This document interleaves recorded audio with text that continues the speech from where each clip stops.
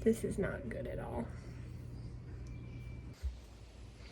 This is pretty awful, guys. Hello everyone and welcome back to my channel. If you are new here, we talk about all things homesteading, homemaking, and just kind of the journey to a slower, more simple life. Today I'm going to be sharing kind of a disappointment and kind of a failure on my part because I should have thought ahead a little bit more, but I want to keep it really real and, you know, show the good and bad sides of everything. So let's just get right into showing you what happened. So here are tomatoes. Something's taking a bite off of them.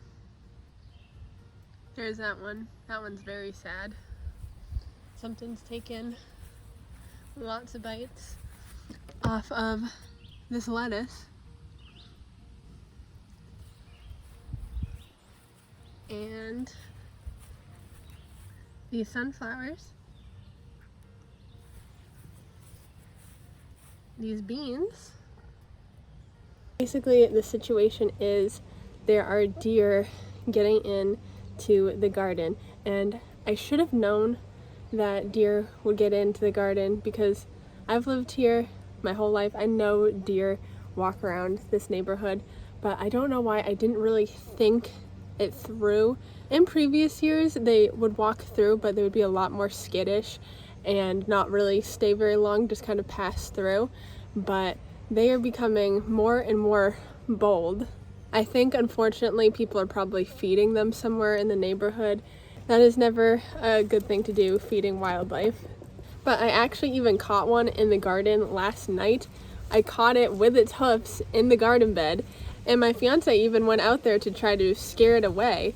But he was actually kind of afraid that it might charge him because of how bold it was being. It really didn't scatter very quickly. He kind of stood his ground. He wasn't very afraid at all, so that's not good. I don't think it's hopeless. I think there is still a okay chance of, especially hopefully, the tomatoes making a comeback and still getting a good harvest off of them, hopefully. But I definitely need to do something about it, or there will be no comeback. They'll just keep getting into it. Now, I don't have money to really go buy a really nice fence or to buy really a machine. I've seen there are machines that exist that make sounds or do light that kind of scare them, but don't have the money to do that either. So my plan really is to just kind of jerry-rig together a kind of fence that hopefully keeps them out, or hopefully my dog will hear them and actually kind of do his job a little bit. If you didn't know, my dog is a fourth Great Pyrenees, but he is a mutt. He is just a house dog. He's not a livestock guardian dog, but he is mostly livestock guardian dog. He has Great Pyrenees and Anatolian Shepherd in him, so he really does do a good job with that when he's outside or in an area that he could really hear things going on. But we don't keep him outside for that purpose, so he hasn't been right there to hear them when they are in the garden very quietly, probably in the middle of the night.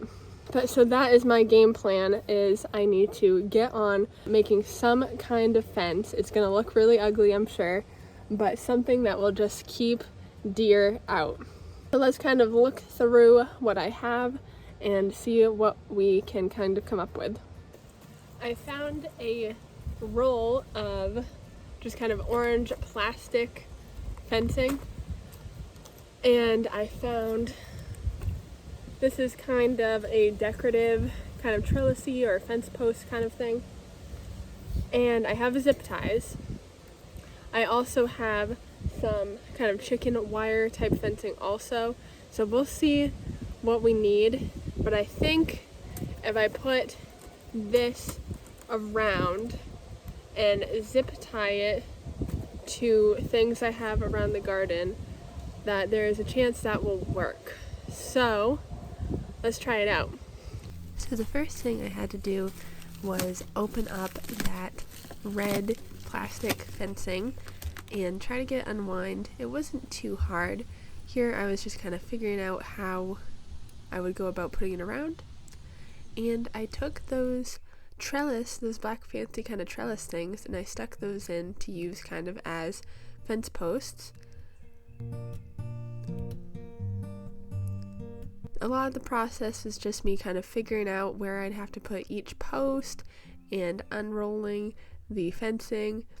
And I moved these posts, these green posts, over into different spots so that they would hold the fencing better. I had them in originally to put a trellis in between those two beds, but they'll have to do this job.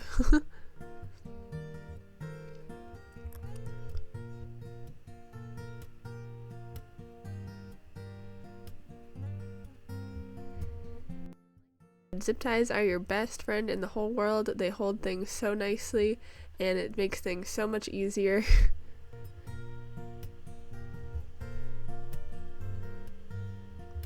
So I ran out of the red orange fencing, or so I thought. I did find more, but so I grabbed some chicken wire fencing, and that's gonna work just fine, but it was so much harder to unwind because it was all kind of tangled into each other. So that was a little bit more difficult.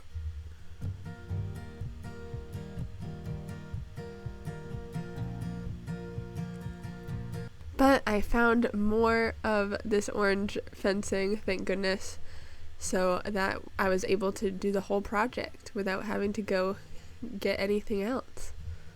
After I put that last bit of fencing, what you don't see is me grabbing pieces of black metal fencing that I had for when I had rabbits. Actually, I think they are meant for small dogs, but they actually have a little gate on them so that you can get in and out, so I put those on each end of the garden so that we'd have a way to get in. Oh my goodness, I am pretty exhausted after that, but I think it is gonna work really well. I used all stuff that I already had. I didn't have to go get anything. And there are like a couple places I guess a deer could kind of push its way, make its way through if it really wanted to, but I am kind of hoping that it deters them enough since we do have a big dog and since we're out there all the time that they'll just keep going, they'll keep walking. But I will take a little video and show you how I kind of jerry-rigged it all together. In case you didn't know, zip ties are the Homestead's best friend. Always have tons of zip ties on hand. They're like the Homestead's version of duct tape for like mechanics. They just make things go together really well and they're really easy. But I just took pieces of old fencing that I had from previous projects that I've tried to do, as well as those posts and those kind of flower trellisy decorative things that I just found around, and it really did work. I'm quite proud with putting that together. As you saw, I did that all by myself, so I hope it can be a little bit inspiring to you that even if you are maybe single, maybe you feel for some reason you're a little less capable of putting stuff together or of doing harder work. I just hope it can show that there are ways to work around whatever situation you are in, and you can figure something out. Never give up, keep trying something, because something will work, but you don't know unless you try. And hopefully I can continue on to have a good garden season and a good harvest. We'll see how those do. I will keep you updated, of course. I think that'll do it for today's video. If you enjoyed and would like to see more, please consider subscribing so that you can come back for whatever we have next. I got a lot in store. Thank you so much for being here, and I hope to see you next time.